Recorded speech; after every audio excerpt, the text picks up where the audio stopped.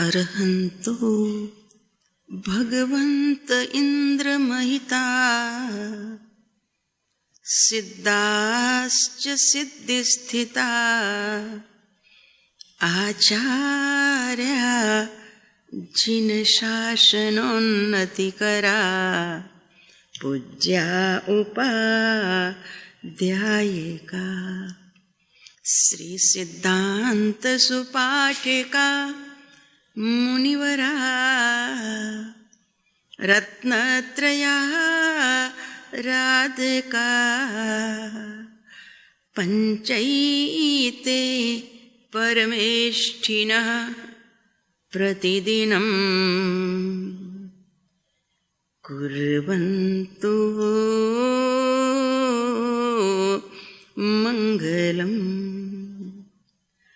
ओंकारबिंदु संयुक्तं नित्यं ध्यायन्ति योगिनः कामदं मोक्षदं चैव। ओंकाराय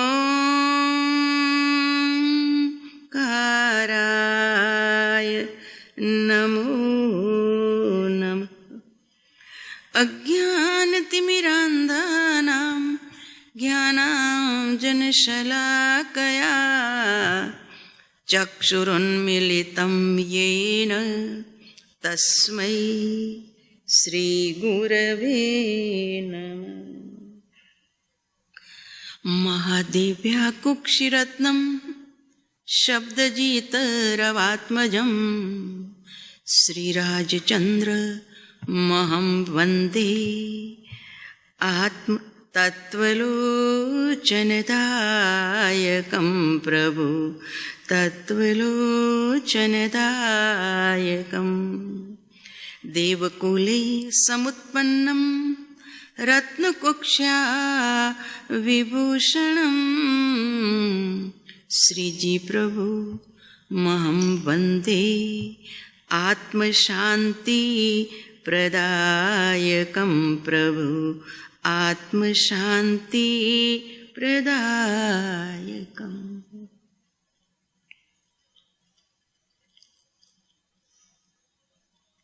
प्रार्थना। तेरी स्वतः प्रकाशित ज्योति तेरी स्वतः प्रकाशित ज्योति क्या प्रकाश मांगे औरों से क्या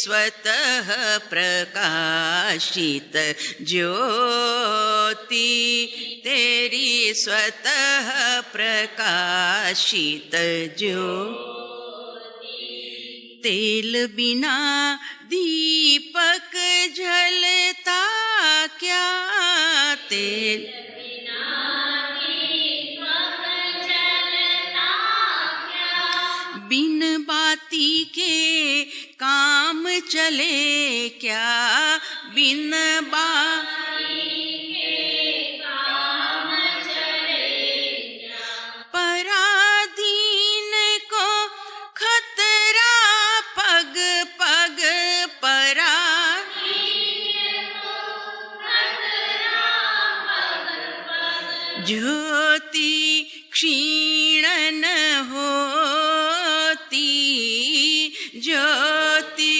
क्षीण न हो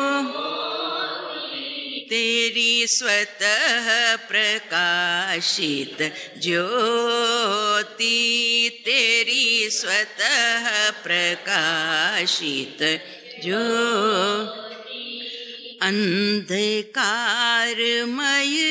निज को माना अंधकारमय निज को माना बना दीवाना अरे शयाना बना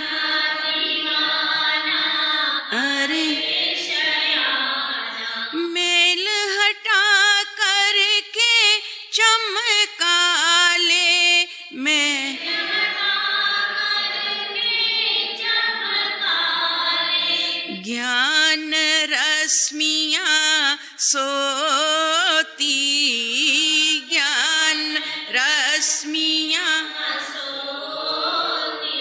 तेरी स्वतः प्रकाशित ज्योति तेरी स्वतः प्रकाशित ज्योति सहज रूप में जब आएगा सहज रूप में जब आएगा सहज रूप में जब आएगा सहज रूप में जब आएगा महामूढ़ चंदन पाएगा महामूढ़ चंदन पाएगा पराधीनता हट जाएगी पराधीनता हट जाएगी बीज कलेश के बोती बीज कलेश के बोती तेरी स्वतः प्रकाशित ज्योति तेरी स्वतः प्रकाशित ज्योति क्या प्रकाश मांगे औरों से क्या प्रकाश मांगे औरों से तू अनमोला मोती तू अनमोला मोती तेरी स्वतः प्रकाशित ज्योति तेरी स्वतः प्रकाशित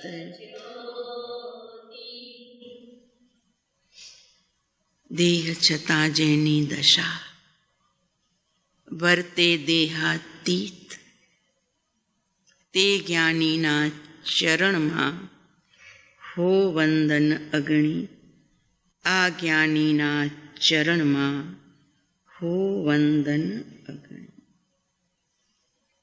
વાત ચાલે છે નિર્લેપતાની. નિર્લેપતા સિદ્ધ પરમાત્મા સંપૂર્ણ નિર્લેપ છે.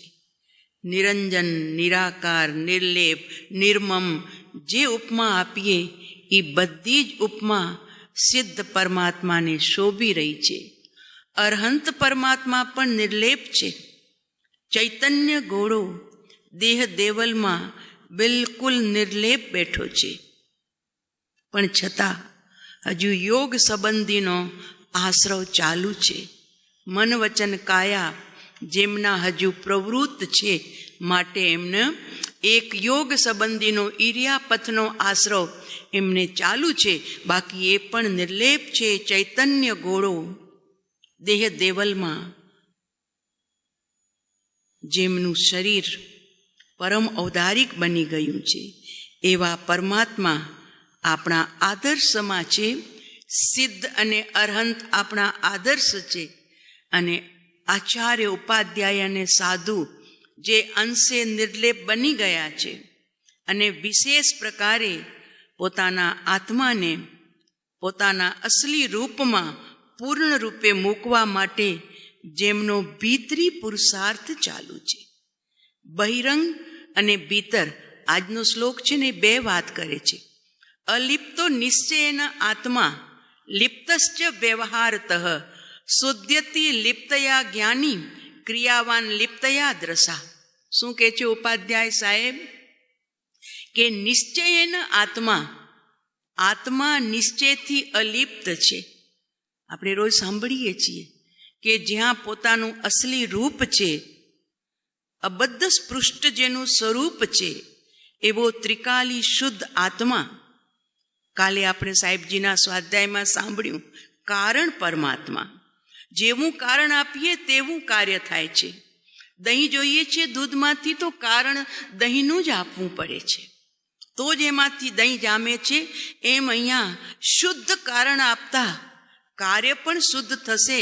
તો કારણ જો શુદ્ધ ન હોય તો કાર્ય શુદ્ધ થવાની શક્યતા નથી. એટલે કાલે પ્રભુએ આપણને ગૂંઠાવીને એક જ વાત કરી કે તું નિર્ણય, તારી શ્રદ્ધા એવી દ્રઢ રાખ કે કારણ પરમાત્મા મારી પાસે મોજૂદ છે. સાગર અને મોજા, આનાથી આપણને ખ્યાલ આવે કે સાગર અને એમાં જ ઉઠતા મોજા આમ દેખાય છે જુદા, અને વળી પાછા મોજા ઉઠે છે પાણીમાંથી અને વળી પાછા પાણીમાં જ સમાપ્ત થઈ જાય છે. પણ સાગર પલટાતો નથી, મોજા પલટાય છે. અને એ પલટનમાં કચરો પણ લઈ આવે છે. કોઈની લાશ તરતી હશે તો એ પણ લઈ આવે છે અને સાગર ઉપર કિનારે નાખી અને પાછા એ મોજા પોતાના સ્વરૂપની અંદરમાં એટલે સાગરમાં ભળી જાય છે. એમ સાગર પલટાતો નથી, મોજામાં પલટાવ છે. એમ પરમાત્મા ત્રિકાલી શુદ્ધ ભગવાન, જે કારણ શુદ્ધ પરમાત્મા જે છે એ છે, પણ પલટાવ ક્યાં છે? તો કે એક સમયની પર્યાયમાં, એટલે આપણા પરમ કૃપાળુ દેવે આત્મસિદ્ધિજીમાં પણ એ જ વાત લખી. આત્મા દ્રવ્ય નિત્ય છે, પર્યાય પલટાય, બાળાદિ વૈત્રણ્યનું જ્ઞાન એકને થાય. જો માં છે એના ખોડામાં બાળક આવે તો એ 2 દિવસનું પણ પોતાનું સંતાન, એટલે મારો દીકરો છે. 2 વર્ષનો થશે તો પણ એને પોતાનો દીકરો દેખાશે. 12 વર્ષનો થશે તો પણ એને દીકરો જ દેખાય છે. 22 વર્ષે પણ એ કહેશે મારો સંતાન. અને કદાચ માતાજી 82 વર્ષના હશે અને દીકરો 62 વર્ષનો હશે તો પણ કહેશે મારો દીકરો. અને મા કદાચ 102 વર્ષના થઈ જશે અને દીકરો 82નો હશે તો પણ એને તો સરંગ દીકરો દીકરો અને દીકરો જ દેખાય છે. એમાં એની કોઈ અવસ્થા જુદી નથી દેખાતી કે પેલા એ કિશોર હતો કે બાળક હતો કે એ પ્રૌઢ થયો કે યુવાન થયો કે વૃદ્ધ થયો. મારું સંતાન, હે મારો પુત્ર, તો જેમ માતાજીને સળંગ દીકરો જ દેખાય છે એમ અહીંયા જ્ઞાની કે છે અમે તને સળંગ શુદ્ધાત્મા તરીકે જોઈ રહ્યા છીએ. અવસ્થા બદલાઈ, આત્મા દ્રવ્ય નિત્ય છે પણ પર્યાય પલટાઈ તો અંતરમાં અર્થ પર્યાય પણ પલટાય છે અને બહારમાં જે એને વ્યંજન પર્યાય મળી છે, ચાહે નારકીની, ચાહે દેવતાની, ચાહે મનુષ્યની ને ચાહે જાનવરની, તિર્યંચની, એમાં બદલાવ આવ્યા જ કરે છે. આજનો મનુષ્ય કાલનો દેવતા બની જાય છે અને મનુષ્યમાં પણ બાળક, જવાન, વૃદ્ધ આવી બધી અવસ્થાઓ પલટાયા કરે છે. પણ એ પલટન શરીરમાં થઈ રહ્યું છે, અર્થ પર્યાયમાં પલટન છે, પણ ત્રિકાલી ધ્રુવ ભગવાન તો નિત્ય નિરંજન નિરાકાર શુદ્ધાત્માને ધરતો, પોતાની સંપત્તિને ધરતો એવો ને એવો મોજૂદ છે. બાળાદિ વૈત્રણ્યનું જ્ઞાન એકને થાય. જો આત્મા બાળક હોત તો એને બાળપણું વીતી જાય પછી યાદ ન હોય. આત્મા જવાન હોય તો એની જવાનીમાં ખ્યાલ રહે કે હું જવાન છું, પણ પછી યાદ ન હોય. પણ આ તો 102 વર્ષે પણ યાદ હોય છે. અમે બચપનમાં આમ કરતા હતા, અમે કિશોર અવસ્થામાં આમ કરતા હતા, અમે જવાનીમાં આમ કરતા હતા. એનું મતલબ અવસ્થા વ્યતીત થઈ ગઈ છે, પરિસ્થિતિ પણ વ્યતીત થઈ ગઈ છે. પણ એ પરિસ્થિતિનું ઘટનાનું જ્ઞાન જેમાં ઝળકી રહ્યું છે પ્રભુ, એ તું શાશ્વત ધ્રુવ તત્વ છો. બસ એને પકડવાની વાત કરે છે કે નિશ્ચયન આત્મા અલિપ્ત છે. એક શિષ્ય સંતને કહે છે કે સાહેબ, આપ વારંવાર એક જ વાત કરો છો કે આત્મા કર્મથી લેપાય છે, કર્મથી લેપાય છે, કર્મથી લેપાય છે ને કર્મથી પાપથી બંધાય છે. તો મને સમજાતું નથી કે શું કરીએ કે જેથી આત્મા પાપથી પણ ન લેપાય અને પાપ ન આવે તો કર્મ પણ ન બંધાય. મારા મગજમાં આ બેસતું નથી કે કદી આત્મા નિર્લેપ રહી શકે, પાપથી એ બંધન રહિત થઈ શકે અને પોતાની નિર્લેપતા. કારણ કે સંસારમાં અમે ગ્રસ્તી, કેટલાય અમારી પાસે કાર્યો છે એટલે અમે નિર્લેપ રહી શકીએ સંસારમાં, એવું મારા ભીતરમાં મગજમાં બેસતું નથી. સાંભળ્યું સંતે? જવાબ આપવાના અવસરે જવાબ આપીશ. અઠવાડિયું નીકળી ગયું અને એક દિવસ જ્યારે એ શિષ્ય પ્રણામ કરવા આવ્યો પોતાના ગુરુને, ત્યારે ગંભીરતાથી સંતે કીધું, ભાઈ 7 દિવસ પછી તારું મૃત્યુ દેખાય છે મને. 7 દિવસ પછી, 7 દિવસ પછી મારી આ દુનિયાથી વિદાય છે? તો કે બિલકુલ. ઘરે આવ્યો પણ અંતરમાં ચાલુ થઈ ગયું, મારે જવાનું જ છે, હવે જવાનું છે તો કોણ મારી સાથે આવનાર છે? અંદરમાં વિચારસરણી ચાલી, બોધ શરૂ થઈ ગયો અંદરમાં. પત્ની પ્રત્યેનો મોહ, બસ 7 દિવસ પછી તારો મારો સંબંધ પૂરો થવાનો છે, તો હું અત્યારથી જ મોહ તોડું છું. પુત્ર પ્રત્યેનો મોહ, ધંધા પ્રત્યેનો મોહ, સગાવાલા પ્રત્યેનો મોહ, બસ ભીતરી ભીતર મારે જવાનું છે એટલે બધી જ ચિંતાથી હું હવે મુક્ત બનું છું. મારા ગુરુદેવે મને સમય આપી દીધો છે. અત્યારે તો એકાએક ઓચિતા એટેક આવે છે, અને લોકને કાંઈ નમસ્કાર મહામંત્ર જેવું પણ ચેલે, કાનમાં શબ્દ નથી મળતું. મારા ગુરુદેવે તો મને કહી દીધું છે કે હું 7 દિવસ પછી મારું મોત છે, અને તે સમય પણ આપી દીધો છે, બપોરના મધ્ય બપોરે 12 વાગે તારું મોત છે. બસ એક જ કામ, પોતાના ઘરમાં રહેલી પ્રતિમા એની સામે રામ રામ રામ રામ રામ કરતો બેસી ગયો.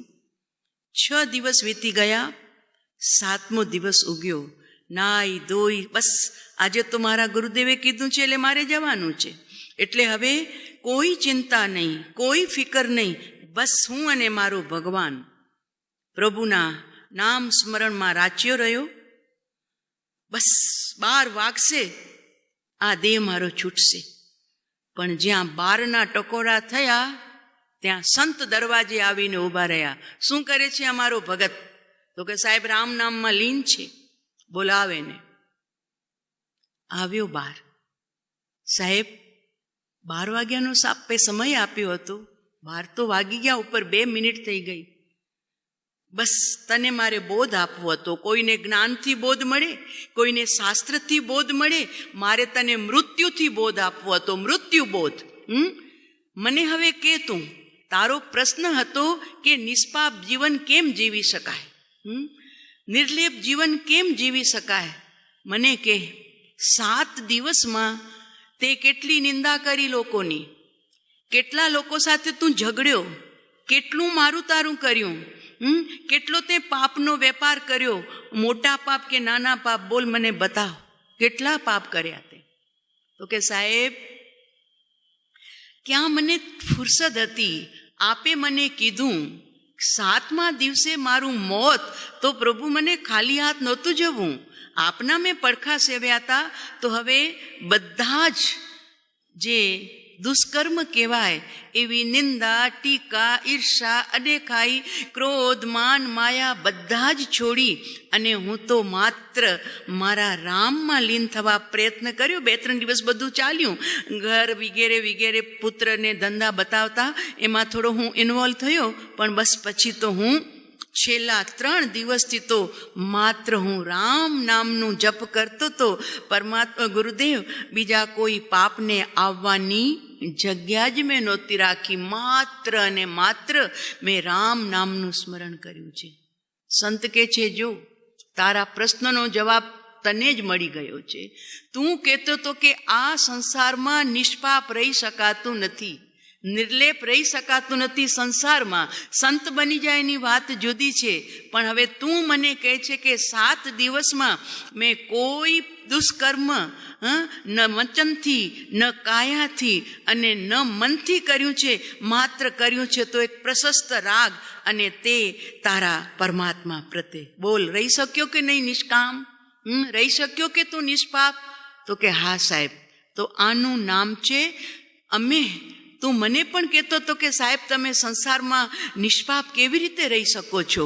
મારા મગજમાં બેસતું નથી કે તમે પણ આહાર કરો છો, આપ બી ભિક્ષા લેવા જાઓ છો, આપ બી સંસારમાં છો, આપ બી શયન લો છો, આપ કેવી રીતે નિષ્પાપ રહી શકો? તો બેટા તને 7 દિવસ પછી મોત આવવાનું હતું, તો તું આટલો જાગૃત થઈ ગયો, તો મને તો ખબર નથી મારું મોત ક્યારે આવવાનું છે.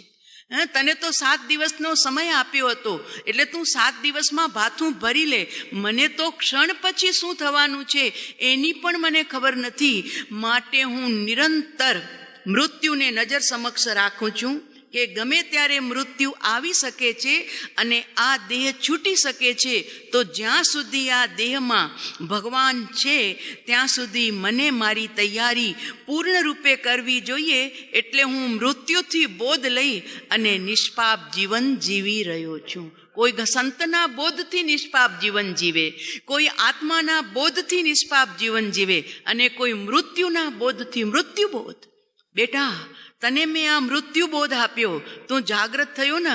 બસ તારી શંકાનું આ સમાધાન કે તને મૃત્યુ દેખાયું, તું માત્ર રામ નામમાં લીન થયો. એમ હું મારા મૃત્યુને નજર સમક્ષ રાખું છું, એટલે હું પણ મારા સ્વરૂપમાં લીન થાઉં છું. બેટા, તું બહિરંગ પાપોથી હટ્યો, બહિરંગ કાર્યથી દુષ્કર્મોથી હટ્યો. અમે એનાથી પણ આગળ વધીને જે સૂક્ષ્મ કર્મની રજ જે નિરંતર આવે છે, બસ એ કર્મનું આવરણ આત્મા સુધી ન આવે અને નિર્જરી જાય, એના માટે આપણા સંતો, આપણા આચાર્યો, જ્ઞાની ધર્માત્માઓ આપણને કહી રહ્યા છે કે પ્રતિ સમય તારો આત્મા નિશ્ચયથી નથી લેપાતો. અબદ્ધ સ્પૃષ્ટ એનો ગુણ છે, એને કોઈ અડી પણ ન શકે, એને કોઈ બાંધી પણ ન શકે. એટલે નિશ્ચયના આત્મા અલિપ્ત, પણ લિપ્તશ્ચ વ્યવહારતઃ. પણ વ્યવહારથી પરમ કૃપાળુ દેવે 6 પદના પત્રમાં 3જું પદ આપ્યું ને કે આત્મા કરતા છે.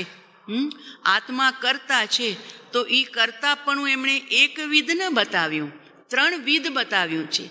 3 વિધ આત્મા કે નિશ્ચયથી આત્મા નિજ ગુણનો કરતા છે. નિજ ગુણનો, કારણ કે જો પોતાનું ગુણ જ છોડી દે તો આત્મા જળ બની જાય, યા તો ક્રોધરૂપ થઈ જાય. પાણી પણ જુઓ પોતાનું ગુણ છોડતો નથી. જ્યારે ગરમ પાણી તમે ચૂલા ઉપર રાખો છો, ખૂબ ગરમ 200 વોલ્ટનું કરો, એટલું ઉકળતું પાણી કે 2000 વોલ્ટ સુધી એને તમે ગરમી આપો, એટલું ઉકળતું પાણી, અને તમને આવશ્યકતા પડી, ભડકો થયો કાંઈક, તો હવે એ ભડકાને ઓલવવા માટે આ તમારું ગરમ જલ કામ આવે કે ન આવે? આવે કે શીતલ જલ લાવો, શીતલ જલ લાવો. તો કે શીતલ જલ ક્યાં લેવા જાઓ, આમાંથી નાખો જરી, હમણાં એ ભડકો શાંત થઈ જશે. શું થયું ભાઈ? આવું ગરમ પાણી પગ ઉપર પડે તો ફંફોલા ઉઠી પડે. જીભમાં જો પીવાઈ જાય તો કે આત્મા પાણી શીતલ છે, અને ગરમ પાણી પીવા જાઉં તો તમે તો કીધું તું પાણી શીતલ હોય, અને મેં પીવાનો પ્રયત્ન કર્યો, મારી જીભ જલી ગઈ, એવો ફંફોલા. અરે ભાઈ, પાણી શીતલ છે તો ગુણથી. અત્યારે એને નિમિત્ત મળતા એ પાણી ગરમીમાં આવી ગયું હતું, પણ એ જ ગરમ પાણી જ્યારે જેનાથી ગરમ થયું હતું એ અગ્નિને જ્યારે ઠંડી કરવી છે, તો એ ગરમ જલ એના ઉપર પડે તો પણ એમાં પેટ્રોલ જાય તો ભડકો થાય, કેરોસીન નાખો તો ભડકો થાય. પણ જુઓ, આવું ગરમ જલ પાણી ઉપર પડતા જેનાથી પાણી ગરમ થયું હતું એ અગ્નિ શાંત થઈ ગઈ. એનો મતલબ શું? કે ગરમ પર્યાયમાં પાણી ગરમ થઈ ગયું હતું અગ્નિના સંયોગે, છતાં પણ એ પાણીએ પોતાનો શીતલતાનો ગુણ છોડ્યો નહોતો, માટે તમે અગ્નિને એનાથી બુઝાવી શક્યા. એમ જ્ઞાની કહે છે કે પ્રભુ એક સમયની પર્યાયમાં તારો આત્મા લેપાતો જાય છે, અશુદ્ધ થતો જાય છે, પણ જે નિજ ગુણથી, જે એનું શીતલતાનો ગુણ, શાંતતાનો ગુણ, જ્ઞાન ગુણ, દર્શન ગુણ, ચારિત્ર ગુણ, અત્યારે વ્યવહારમાં તું અજ્ઞાન લઈને બેઠો છે, મિથ્યા જ્ઞાન, મિથ્યા ચારિત્ર, મિથ્યા શ્રદ્ધા, આ બધું મિથ્યા ચાલે છે. પણ અમે તને તું સ્વભાવથી નિજ ગુણનો કરતા અમે જોઈ રહ્યા છીએ. કેમ કે જો તું તારું જ્ઞાન ગુણ છોડી દે, જો તારું તું ચારિત્ર ગુણ નિશ્ચયથી છૂટી જાય, તો પછી પ્રભુ આત્મા આખો પલટો ખાઈ જાય, અને કદાચ એ જળ જેવો પણ થઈ જાય. જો બધા ગુણો એના થઈ જાય, બહાર નીકળી જાય, તો સાકર પણ જો તમે સિકંજી બનાવો ને, શરબત બનાવો તો શરબતમાં લીંબુની ખટાશ પણ નાખો છો, શરબતમાં સાકર પણ નાખો છો, પાણી પણ નાખો છો, અને ઘણા વરી જરા અંદરમાં મરી પણ નાખીને જરીક બલવણ પણ એટલે નમક પણ નાખે. તો જુઓ, બધું જ નાખ્યું અને એ બધું ભેગું થઈ અને શરબત નામની ચીજ બની. પણ હવે જ્યારે તમે શરબતનો સ્વાદ લ્યો છો, તે સમયે સાકર પોતાનો સ્વાદ આપે છે કે નહીં? લીંબુ પોતાનો સ્વાદ આપે છે કે નહીં? અંદર જરીક મરી છે તો એની ચરપરાટ પણ તમને જણાય છે કે નહીં? દરેક વસ્તુ પોતે એક સાથ થઈ ગઈ છે. દેખાતું કાંઈ નથી. નથી એમાં મીઠું દેખાતું, નથી સાકર દેખાતી, નથી લીંબુનો રસ પાણીમાં ઓતપ્રોત થયેલું દેખાય છે. પણ જ્યારે જીભે જાય છે ત્યારે જ્ઞાન ગુણ, જીભમાં જે જ્ઞાન હાજર છે એ કે છે મીઠું બરોબર છે ને, સિકંજી તમારી શરબત ખાટી તો વધારે તમને નથી લાગતી ને, બરોબર છે કે હજુ જરા સાકર નાખી દઉં? તો તરત તમે કહો છો ના બરોબર છે, હવે સાકર નહીં તો બહુ મીઠી થઈ જશે. એટલે બધું મિક્સ થઈ ગયા પછી પણ સાકર પોતાની અસલિયત મીઠાશ છોડતી નથી, લીંબુ પોતાની અસલિયત ખટાશ છોડતું નથી, અને મરી પોતાની ચરપરાહટ જે તીખાશ છે એ છોડતી નથી. બધું મિક્સ થઈ ગયા પછી પણ દરેક દ્રવ્ય પોતાના અસ્તિત્વને પકડી અને એ વસ્તુમાં મોજૂદ છે. એમ આત્મા ક્રોધરૂપ, માનરૂપ, માયારૂપ તો નરક મળે છે ને પ્રભુ. એમને એમ નરક ગતિ કોઈ ભેટ થોડી આપે છે, કે કોઈ દુશ્મન આપણને ધક્કો મારીને થોડો મોકલાવે છે નરક ગતિમાં, કે કોઈ આપણો સ્વજન સ્વર્ગ ગતિમાં. તો કે જેવા તારા પરિણામ, મતિ પ્રમાણે ગતિ, અને ગતિ પ્રમાણે તારી છેલ્લે મતિ થાય, તો એનું કારણ શું? તો કે દ્રવ્યથી તો આત્મા શુદ્ધ છે, પણ જેમ નિમિત્ત મળતા જલ ગરમ થયું એમ તને બહારના નિમિત્ત મળતા તારા દ્રવ્યમાં તો કાંઈ ફેરફાર નથી થતું, પણ એક સમયની પર્યાયમાં આવો બધો કચરો ભેગો થાય છે. માટે જ્ઞાની કહે છે કે વ્યવહારતઃ લિપ્ત, વ્યવહારથી આત્માને લેપ થાય છે. પરમ કૃપાળુ દેવે માટે તો લખ્યું કે સમયે સમયે જીવ અનંત કર્મનો વ્યવસાય છે. પ્રભુએ 10 વૈકાલિકમાં ઢાળનું પણ આપીને બહુ સરસ વાત લખી છે. 10 વૈકાલિકનો 4થો અધ્યાય છે, એ બહુ સુંદર છે.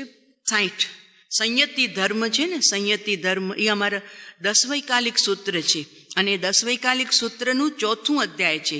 અને 4થા અધ્યાયની અંદરમાં પ્રભુએ આના અર્થ લખ્યા છે. આમ એની ગાથા એ છે: અજ્યમચર માણવ પાણ ભૂયાઈ હિંસઈ બંદઈ પાવમ કમમ તેસીમ હોય કડવમ ફલમ. એટલે અહીંયા તો પ્રાકૃત નથી, અહીંયા ગુજરાતી અર્થ કર્યો છે. પાના નંબર 185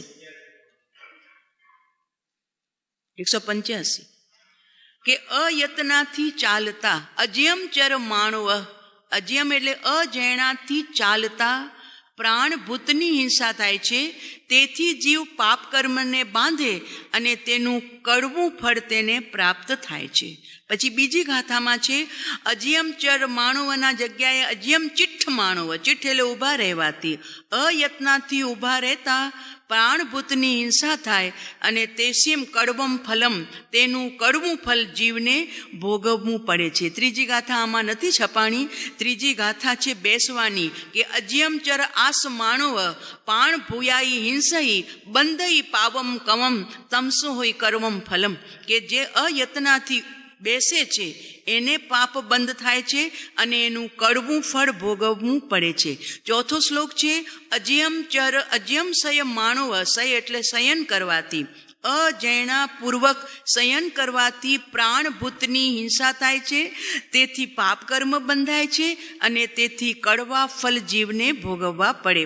અને 5મા શ્લોકમાં આવ્યું: અયતનાથી આહાર લેતા, એટલે અજયમચર ભુંજ માણો પાણ ભૂયાઈ હિંસઈ, અયત્નાથી ભોજન લેતા જીવ પ્રાણભૂતની હિંસા કરે છે, તેનાથી પાપ કર્મ બંધાય છે અને એનું કડવું ફલ જીવને ભોગવવું પડે છે. અને અયત્નાથી બોલતા, એટલે અજ્યમચર ભાસ માણવ, ભાસ માણવ એટલે બોલવું, અજૈણાપૂર્વક બોલવાથી પ્રાણભૂતની હિંસા થાય છે, તેથી જીવ પાપ કર્મ બાંધે અને તેનું કડવું ફળ પ્રાપ્ત થાય છે. હવે આ 6 શ્લોકનું શોર્ટમાં પૂછ્યું શિષ્યે, કહમ ચરે, કહમ ચીઠે, કહમ માસે, કહમ સહે, કહમ ભુંજંતો ભાસંતો પાવમ કમમ ન બંધઈ. પ્રભુ, અમે કેમ ચાલીએ, કેમ ઊભા રહીએ, કેમ બેસીએ, કેમ શયન કરીએ, કેમ ભોજન કરીએ અને કેમ બોલીએ કે જેથી અમને પાપ કર્મ ન બંધાય અને એનું ફળ ભોગવવું ન પડે? તો એના જવાબમાં લખ્યું 8મા શ્લોકમાં એક શબ્દ ઉમેરીને, ત્યાં કહમ હતો, કહમ ચરે. હવે અહીંયા લખ્યું જયમ ચરે, જયમ ચિઠ્ઠે, જય માસે, જયમ સહે, જયમ ભુંજંતો ભાસંતો પાવમ કમમ ન બંધઈ. જયણા પૂર્વક એટલે યતના પૂર્વક ચાલે.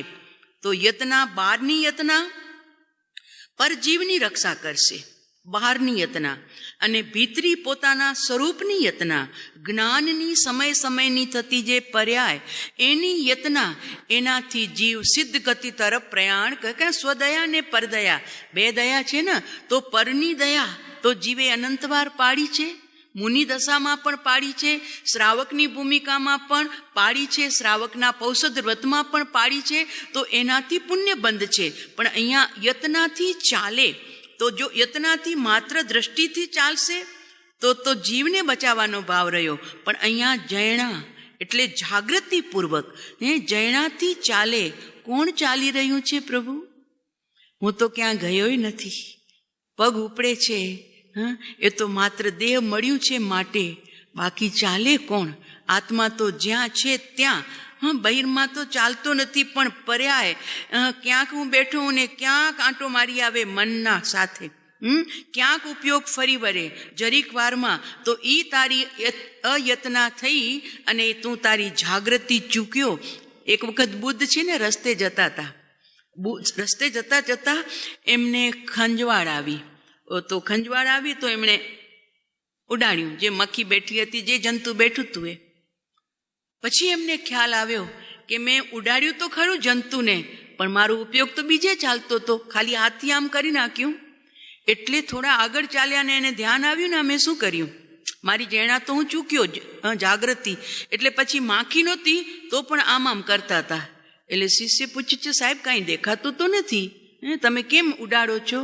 ત્યારે એમણે કીધું કે જ્યારે વાસ્તવમાં મક્ખી હતી ત્યારે મેં જૈણાપૂર્વક નહીં, જાગૃતિપૂર્વક નહીં, એમ જ મેં ઉડાડી નાખી.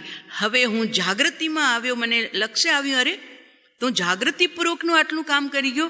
એટલે હવે હું માખી નથી, છતાં હું મારા જ્ઞાનને જાગૃત કરી અને હું જાણે માખી ઉડાડું છું.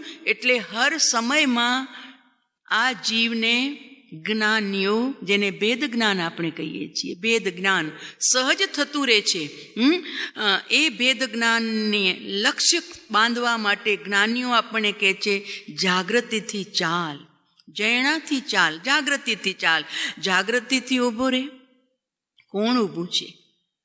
તો 4 ક્રિયા થાય છે. આપણે દર્શન વંદન જ્યારે પણ કરીએ છીએ પરમાત્મા પાસે, યા દેવવંદન, યા સ્વાધ્યાય, યા ભક્તિ, ત્યારે 4 ક્રિયા થાય છે. શરીરથી આપણે ઝૂકી રહ્યા છીએ તો એ શરીરની ક્રિયા, એ તો જળની ક્રિયા છે, જળની ક્રિયા છે.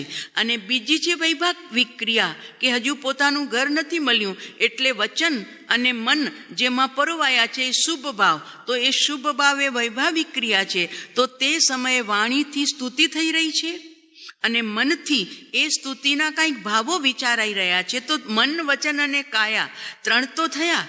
અને તે સમયે ચોથું સાક્ષી ભાવ પોતાનો પરમાત્મા ત્યાં ઊભો છે. એટલે આપણે ઘણીવાર, અરે આજે તો મને દેરાસરમાં એવા સુંદર ભાવ આવી ગયા ને, પૂજા કરતા એવા સુંદર ભાવ આવ્યા. હવે પૂજા કરી હતી સવારના 7:30 કે 8, અને હવે અત્યારે તું 12 વાગે મિત્ર કે સહેલીને કહી રહ્યો છે કે કહી રહી છું, અરે આજે તો બહુ આનંદ આવી ગયો, બહુ આનંદ આવી ગયો.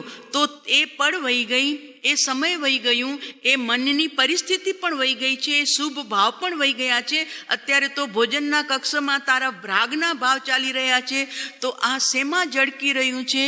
એ તારા જ્ઞાનમાં ઝળકી રહ્યું છે. એનો મતલબ શું થયું? કે એ ક્રિયા કરતી વખતે પણ આપણું જ્ઞાન જે નિધાન છે એ ત્યાં સાક્ષી રૂપે હાજર હતું કે અત્યારે શુભ ભાવ ચાલી રહ્યા છે. એને જાણનારો હું સાવ જુદો ઊભો છું. એટલે તો વડવાના પ્રાણ પોપટભાઈનું જે ગ્રંથ છે એમાં એમણે એટલી સુંદર વાત લખી, મને બહુ બેસી ગઈ છે. એટલે હું વારંવાર મારા માટે યુઝમાં લઉં કે થતી ક્રિયાને તમે જાણનારા રહો.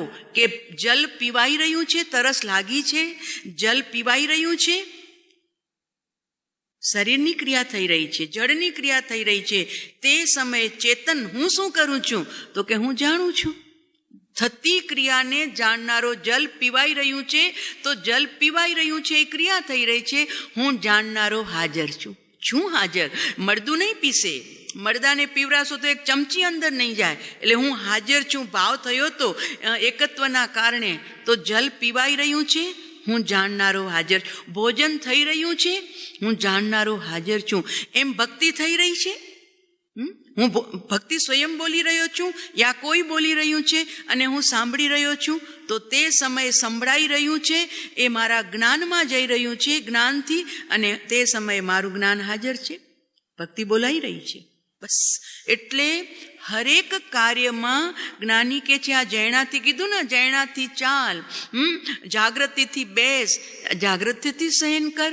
સહન કરવા પણ જ્યારે તું જાય છે તો ઊંઘ તરત નથી આવતી. તો તે સમયે શરીર લેટ્યું છે અને તે સમયે પણ તું તો જાગતો બેઠો છે કે શરીર ઊંઘ્યું નથી, હજુ મન પણ ઘેરાયું નથી નિંદ્રામાં. તો તે સમયે તને ખ્યાલ આવે છે કે આ શરીર સૂતું છે, હું જાણનારો જાગું છું. કે અત્યારે શરીરમાં પગમાં બહુ કળતર થાય છે, હું જાણનારો જાગું છું. અને સવારે ઉઠ્યા પછી પણ આપણે સ્વયં કહીએ છીએ કે આજે તો એવી ગહેરી નીંદ આવીને બધો જ થાક મારો ઉતરી ગયો. એનું મતલબ કે તમારું મન સૂઈ ગયું. નહીં તો સ્વપ્ન આવે, મન જાગતું હોય તો તંદ્રામાં. સ્વપ્નું નહોતું એટલે ગહેરી નીંદ. પણ ગહેરી નીંદ વખતે પણ આપણું જ્ઞાન તો હાજર હતું. માટે સવારે ઉઠી, અને ઘરવાળા નથી કહેતા કે આજે તમે બહુ શાંતિથી ઊંઘી ગયા હતા, જરી જાગ્યા નહીં, પડખા ફેરવ્યા નહીં, પણ તમે સ્વયં કહો છો આજે બહુ મીઠી નીંદ આવી ગઈ, બધો જ થાક ઉતરી ગયો. તો તમે તો ઊંઘી ગયા હતા, પણ તમારું ચૈતન્ય તત્વ જ્ઞાન સ્વરૂપી એને ખબર છે, એ બોલી રહ્યું છે કે આજે તું બહુ શાંતિથી ઊંઘી ગયો હતો. એ આપણા જ્ઞાનમાં ઝળકી રહ્યું છે. એટલે શયન વખતે પણ જાગૃતિ એમ કે છે, અને આહાર લેતા પણ જાગૃતિ, અને બોલતા પણ જાગૃતિ. કર્મ ન બંધાય. શિષ્ય કે છે, સાહેબ બધી વાતમાં પાપ પાપ પાપ કહો છો, તો અમે કેમ ચાલીએ, કેમ બોલીએ, કેમ બેસીએ? તો કે બસ જાગૃતિપૂર્વક ચાલ, જાગૃતિપૂર્વક ઊભો રહે, જાગૃતિપૂર્વક બેસ, જાગૃતિપૂર્વક સૂ, જાગૃતિપૂર્વક ભોજન લે, અને જાગૃતિપૂર્વક બોલ વચન.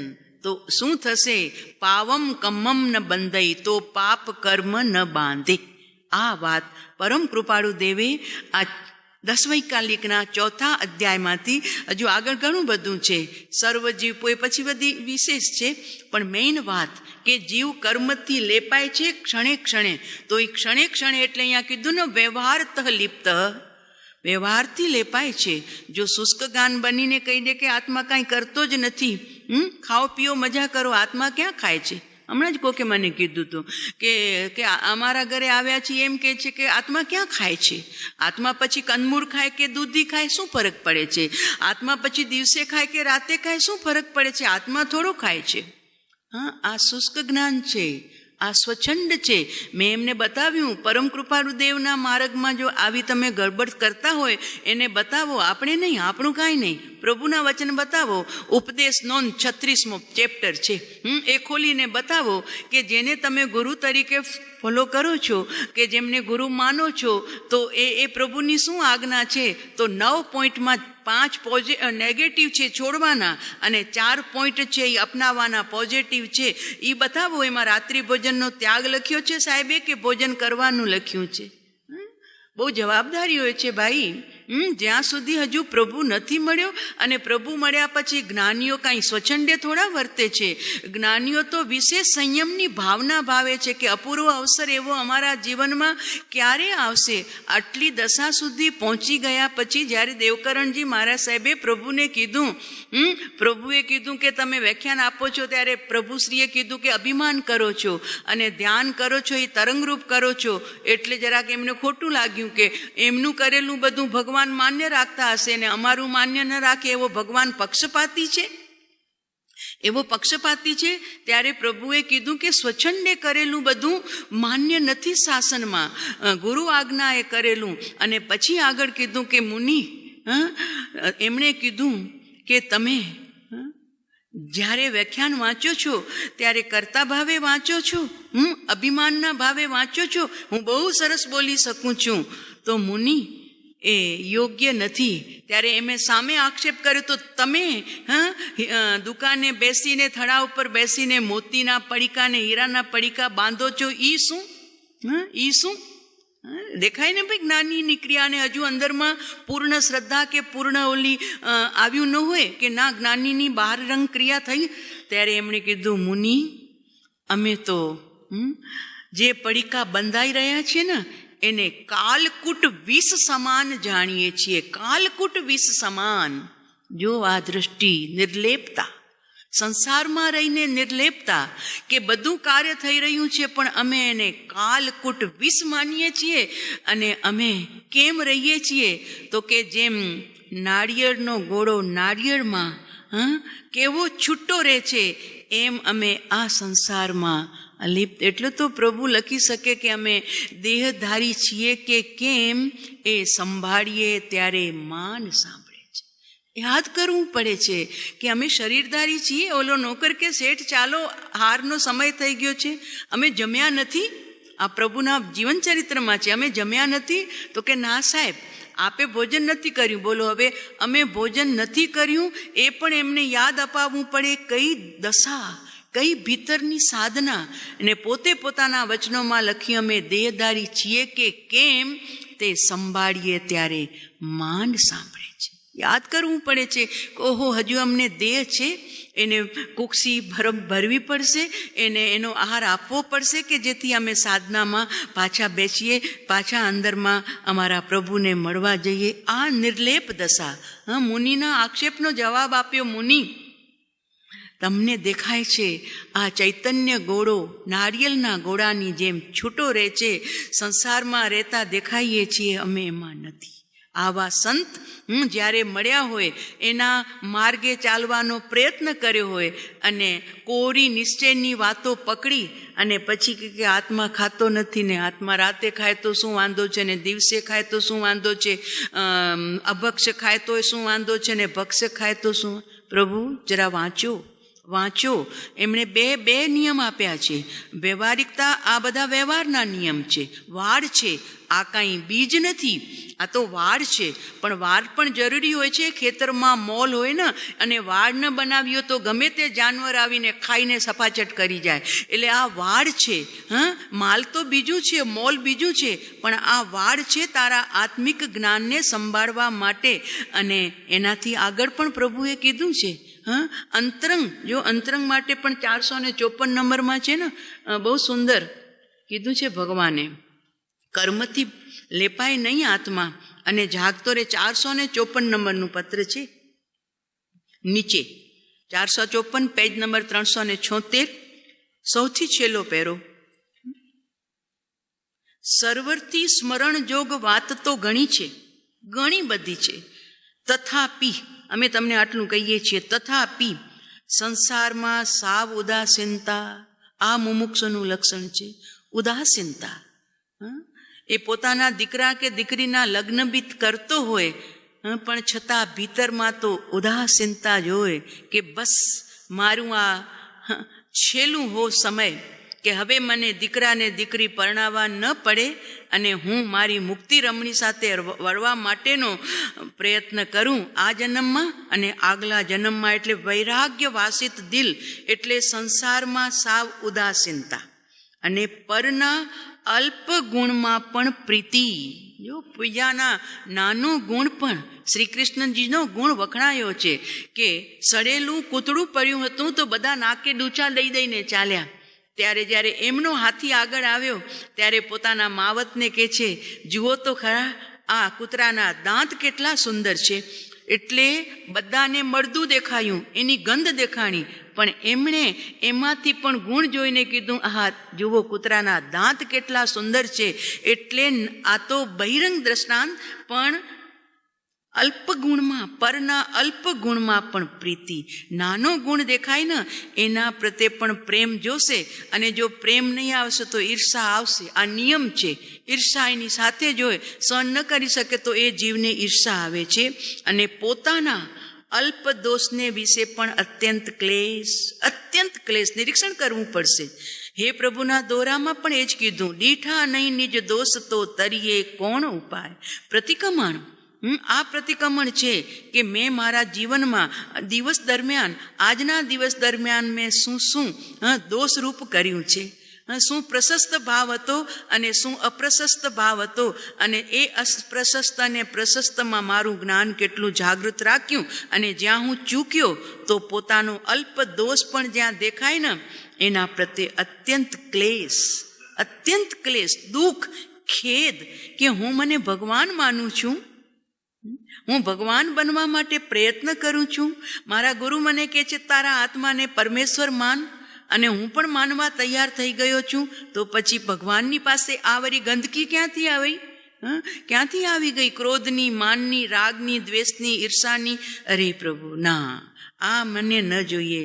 આ મને, અરે કપડા ઉપર સેજ દાગ પડી જાય ને, શ્વેત કપડાં હોય પણ એમાં જરીક ડાઘ પડે તો તરત જ બાથરૂમમાં જઈને ધોવાનો પ્રયત્ન કરીએ ને, ભોજન કરતા જરા દાળનો છાંટો પડી જાય કે શાકનો જરા પીળાશ આવી જાય તો તરત જ ધોવા માટે આપણે જઈએ છીએ કે ના સારું ન લાગે, આ પીળો ડાઘ કેવો વચમાં લાગે, જરા તડકામાં રાખી દો તો હળદરનો રંગ છે ઉડી જશે. તો કપડામાં શ્વેત જરીક ડાઘ પણ આપણને પસંદ નથી. અને ઓલી કામ કરતી હોય ને એમાં જરીક ખૂણામાં ધૂળ રહી જાય તો આપણે કેવા ટોકીએ છીએ એને, એ જરાક સરખું લે, અહીંથી સરખું લે, અહીંયા જો સાપી માર જરા સરખી, આ રહી ગયું છે જરા સરખું પાણી લઈને આવ. તો ત્યાં આપણી બારીક નજર ઘરની રજમાં પણ ધ્યાન આપે છે. તો પ્રભુ અહીંયા પણ આપણે બધા, હું તમને અહીંયાથી કહું છું એનો મતલબ એ નથી કે અમે પારંગત થઈ ગયા છીએ, પણ અમે સાથે જ છીએ અને એ કાર્ય આપણે બધા મુમુક્ષુ જ છીએ. તો મુમુક્ષુનું આ કર્તવ્ય છે કે દીઠા નહીં નિજ દોષ તો તરીએ કોણ ઉપાય. તો પ્રભુ બીજાના નહીં, હું મારા જ દોષ. અને જો હવે દિવાળી આવશે ને, હવે આ વખતે તો બધા ઘરમાં જ પુરાયેલા છે આમે પણ નહીંતર દિવાળીના 10 દિવસ કે 5 દિવસ જે ઘરની સફાઈ ચાલે, કોઈને ફોન કરવાની પણ ફુરસદ હોય નહીં, એકબીજાને મળવાની ફુરસદ, તો કે કેમ દેખાતા નથી? તો કે અત્યારે દિવાળીની સફાઈ ચાલે છે, ટાઈમ ક્યાં હોય આવવા માટે. તો જ્યારે ઘરની સફાઈમાં પણ જીવ આટલો તલ્લીન બની જાય, ફોન કરવાની ફુરસદ નહીં, મળવાની ફુરસદ નહીં, તો પ્રભુ અત્યારે હું મારા ઘરની સફાઈમાં છું. ઓલું ઘર તો પાછું ગંદુ થાય જ છે. જોજો તમે, એ નિરંતર રજ વર્ષે જ છે.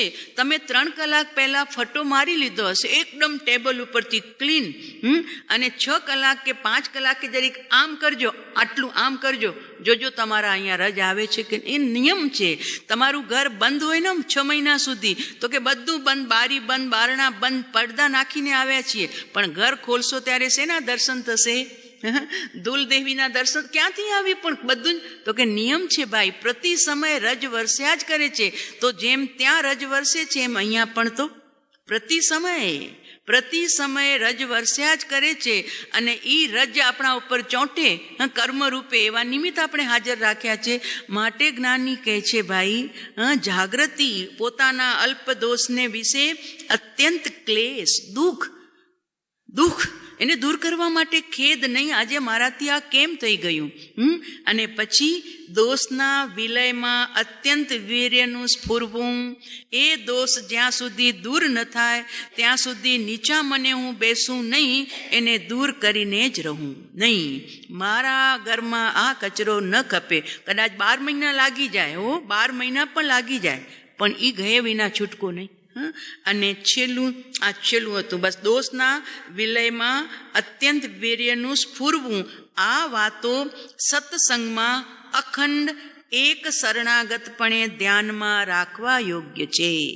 આ રાખવા યોગ્ય છે કેમ કે પાણી તો પાણી છે.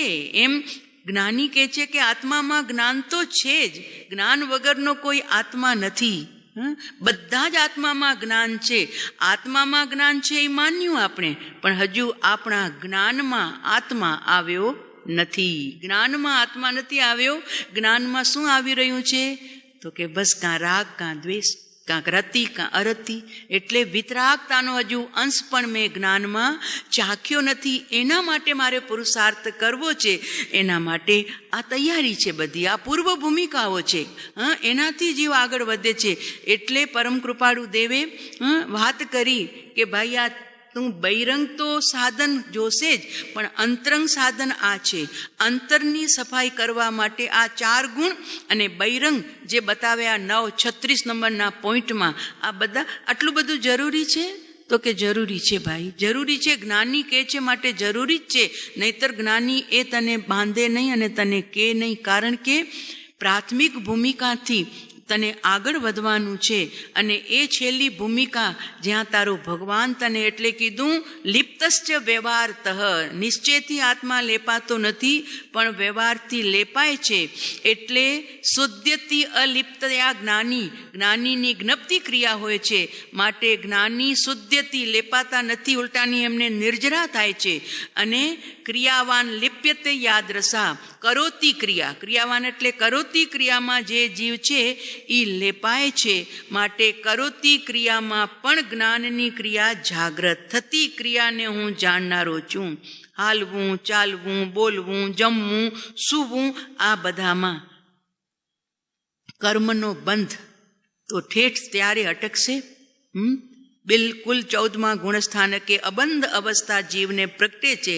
પણ એના પૂર્વે યોગ સંબંધીનું, એના પૂર્વે અવિરત સંબંધીનું અને એના પૂર્વે મિથ્યાત્વ સંબંધીનું, આમ ક્રમવાઇઝ મિથ્યાત્વ જાય તો સમ્યક્ત્વ, અવિરત જાય તો વીરતિ, કષાય જાય તો અકષાય ભાવ, અને છેલ્લે યોગ જાય એટલે અયોગી અવસ્થા. પણ એ બધું આવે એના પૂર્વે શું? તો કે જાગૃતિ. વેદ જ્ઞાન કહો કે જાગૃતિપૂર્વકનું કહો, એ કહી રહ્યા છે. એના પછીના શ્લોકમાં જ્ઞાન ક્રિયા સમાવેશ સહ એવ ઉન્મિલને દ્વયો ભૂમિકા ભેદતઃ તત્ર ભવત એક મુખ્યતા. તે બંનેનો સમાવેશ. જ્ઞાન ક્રિયાભ્યામ મોક્ષ, તો કે જ્ઞાન કયું અને ક્રિયા કઈ? તો કે હવે બહિરંગ ક્રિયા નથી, હવે અંતરંગ ક્રિયા છે. અને અંતરંગ ક્રિયા કઈ? તો કે સમય સમય પરમાં જતી પરિણતિને પોતાના સ્વરૂપમાં રાખવા પુરુષાર્થ આ છું. કેટલી બધી વખત આપણને સાહેબશ્રીએ બતાવ્યું છે, પ્રયોગ કરવા માટે પણ કહ્યું છે કે જેટલો તારો ઉઘાડ રૂપ જ્ઞાન છે, એ ઉઘાડ રૂપ જ્ઞાનને તું 5 ઇન્દ્રિયમાં વેરે છે યા વિકલ્પ વિચાર કરી અને તું મન સાથે વેરે છે. હવે એનાથી એ ઉઘાડ રૂપ જ્ઞાનને પ્રયોગમાં હું જ છું, હું જ છું, પોતાના અસ્તિત્વની હાજરીમાં તું તારા જ્ઞાનને રોકવા પુરુષાર્થ કર. અને જેટલી વાર એ તારું જ્ઞાન પોતાના પ્રભુને મળવા માટે પુરુષાર્થ કરશે છે, હજુ મન જીવતું છે પણ છતાં એની ચાલ બદલાઈ ગઈ છે. સમ્યક્ત્વ સન્મુખ મિથ્યા દૃષ્ટિ.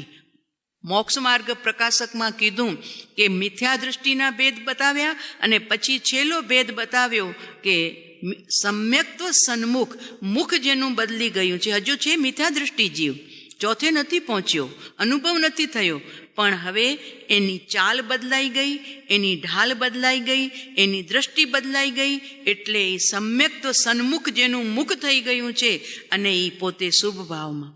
અમને પહેલી વખત પરમ અમારા ગુરુદેવ જ્યારે અમદાવાદ હતા ને એમની પાસે હું વાંચતી હતી, મૂળમાં ભૂલ વાંચ્યું, મોક્ષ ક્રિયા વાંચી, પછી કહન ગુરુદેવના આત્મસિદ્ધિજીના પ્રવચન એમણે વંચાવ્યા ખૂબ કરુણાથી. તો એક વખત એમણે ગોકુલભાઈને બોલાવ્યા, આવો અમારા સાધ્વીજીને જરા મળો તમે.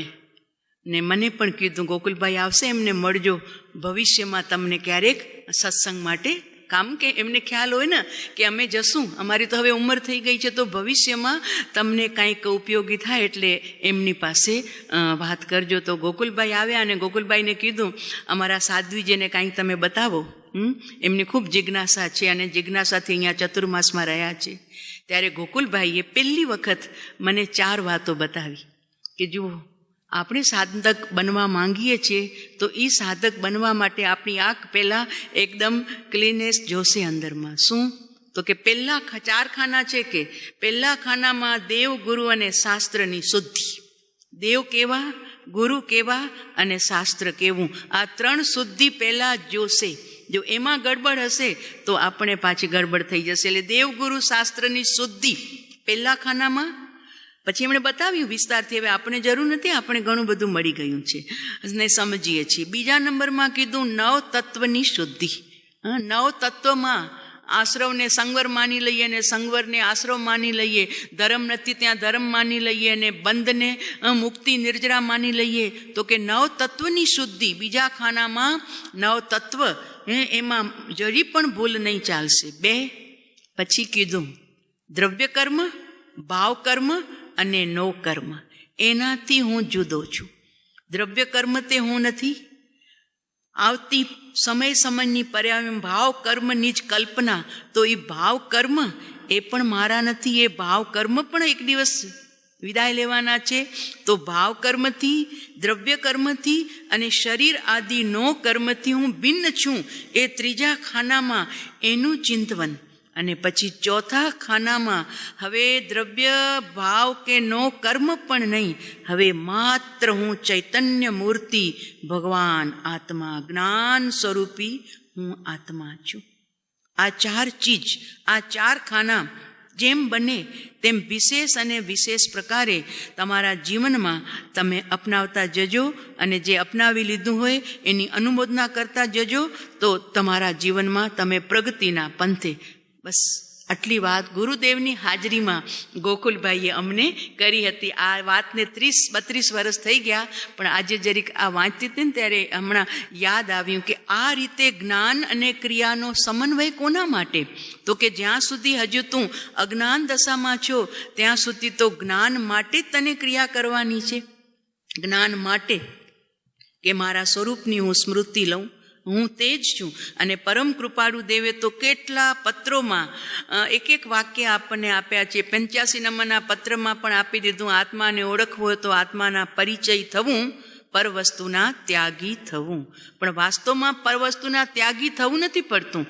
બોલવામાં, કથનમાં એમ આવ્યું કે પરવસ્તુના ત્યાગી થાવ અને આત્માનો પરિચય કરો. પણ જ્યાં આત્માના પરિચયમાં ગયા ત્યાં ઓટોમેટિક પરવસ્તુ તો છૂટી જ જાય છે ને. અંધકાર દૂર કરો, પ્રકાશ કરો. 2 ભાષામાં વાત થાય છે, અંધકાર દૂર કરો. પણ જ્યાં તમે પ્રકાશ કર્યો, મીણબત્તી કે લાલ ટેન તમે જ્યાં જલાવી, હવે સાહેબ અંધકારને દૂર કરવા માટે શું લઉં? તો કે દેખાય છે કે અંધકાર? તો કે તમે તો કીધું તું ને અંધકાર દૂર કરો, પ્રકાશ કરો. તો પ્રકાશ કર્યું પહેલું કામ, હવે અંધકાર? તો કે સ્વતઃ ગયો અંધકાર.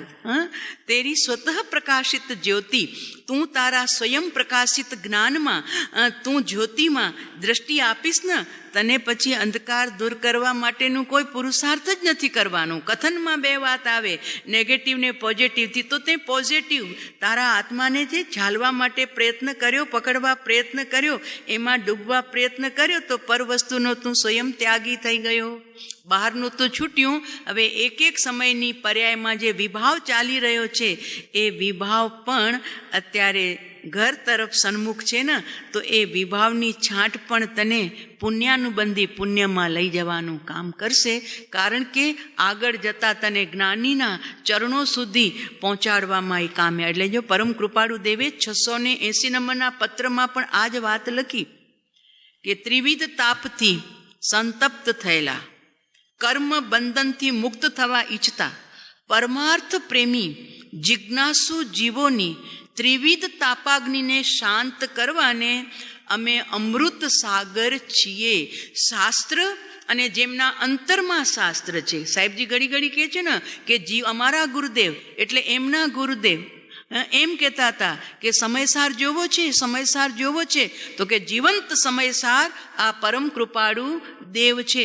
તો સમયસારમાં ડૂબકી મારવી તો એક શાસ્ત્રરૂપ સમયસાર, બીજો અહીંયા બેઠો એ ભગવાન આત્મા સ્વયં સમયસાર, અને અત્યારે આ સમયસારની હજુ પ્રાપ્તિ નથી, અને આ સમયસારની હજુ અમારી પાસે એટલી દીપમાં જવા જેટલી દૃષ્ટિ નથી. તો પ્રભુ કે છે અમૃત સાગર, અમે તમારા માટે અમૃત સાગર બનીને આવ્યા છીએ, અને મુમુક્ષુ જીવોનું કલ્યાણ કરવા માટે અમે કલ્પ વૃક્ષ જ છીએ.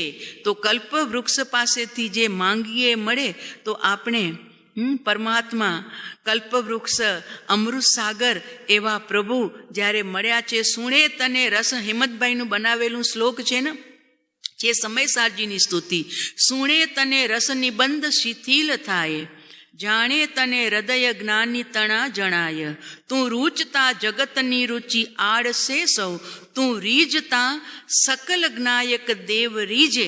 જે સમયસારજી માટે સ્તુતિ બનાવેલી છે, પણ જીવંત સમયસાર માટે જરા વિકલ્પમાં લઈએ ને, તો જ્યાં સુણે તને રસની બંધ શિથિલ થાય. પ્રભુ આપનું જીવન કવન, આપના જીવનની ઘટનાઓ એ સાંભળતા યા વાંચતા યા વિચારતા અમારો સંસારનો રસનો બંધ ધીરે ધીરે ઢીલો પડતો જાય છે. હવે નથી ગમતું કાંઈ.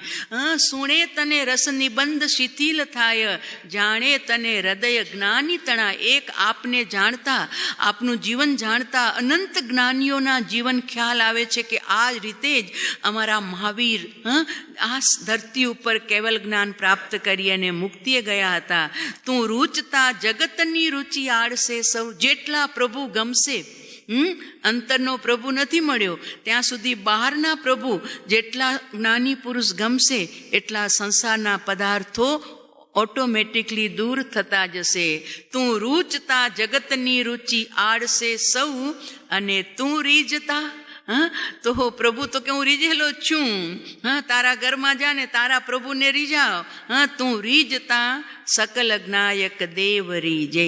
બસ પોતાનો પ્રભુ અંદરમાં રીજતા અનંત કાલના નિર્લેપતાના જે જરૂરત છે એ ગુણ પ્રાપ્ત થશે, અને ધીરે ધીરે કર્મ બંધથી જીવ દૂર થતો જશે. એટલે છેલ્લા શ્લોકમાં ઉપાધ્યાય ભગવંતે નમસ્કાર કર્યા કે સજ્ઞાનમ યદ અનુષ્ઠાનમ ન લિપ્તમ દોષ પંકતઃ. જે જ્ઞાન સહિત જ્ઞાની પરમાત્મા પોતાના અનુષ્ઠાનમાં લીન છે અને કર્મથી લેપાતા નથી, એવા શુદ્ધ બુદ્ધ સ્વભાવાય, શુદ્ધ બુદ્ધ સ્વભાવને ધરતા તસ્મૈ ભગવતે નમઃ.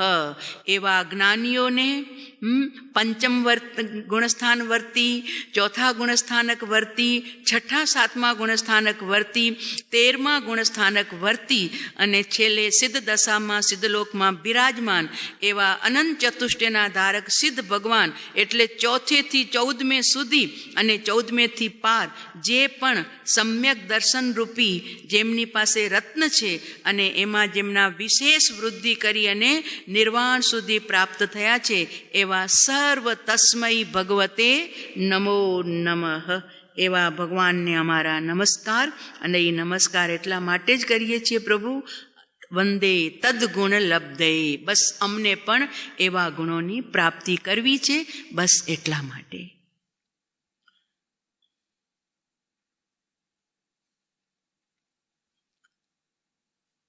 પરમ દિવસના સ્વાધ્યાયમાંથી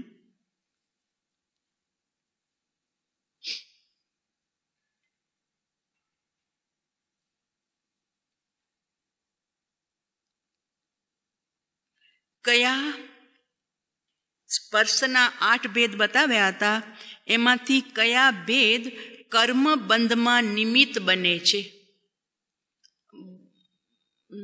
બોલો રાઘવજીભાઈ.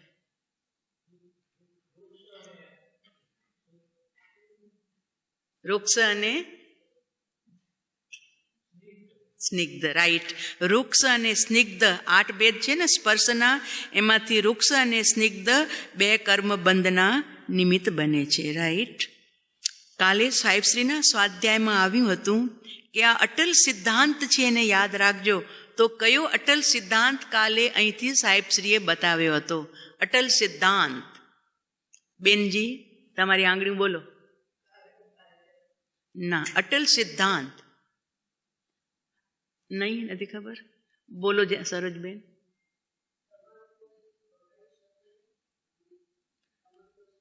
રાઈટ.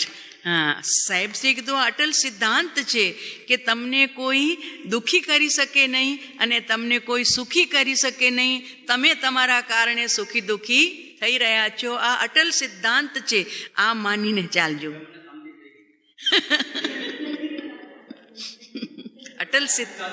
અટલ સિદ્ધાંત યાદ રાખશો ને તો આપણે ખૂબ બચી જશું. હો, બીજા તરફ તે મને આમ કર્યું, ના, હું મારા કારણે હું શાંત બેસી ગયો તો મને કોઈ ના દુઃખી કરી શકે.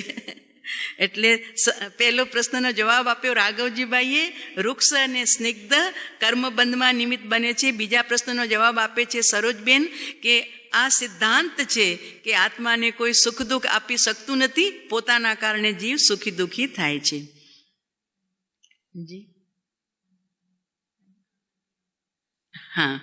અને ઋષભદેવ ભગવાનના ગણધરનું નામ આવ્યું હતું પરમ દિવસે, તો 2 નામ બતાવ્યા હતા. ગણધર એક છે પણ એમના નામ 2 બતાવ્યા હતા. તો એ કયા? બોલો. ઋષભસેન સ્વામી, સુંદર ઋષભસેન સ્વામી, અને એમનું બીજું નામ હતું પુંડરીક સ્વામી. રાઈટ. ચાલો, આજે નિર્લેપતા અષ્ટક પૂરું થયું. હવે આગળનું આપણે અષ્ટક લેશું જેનું નામ છે નિસ્પૃહતા.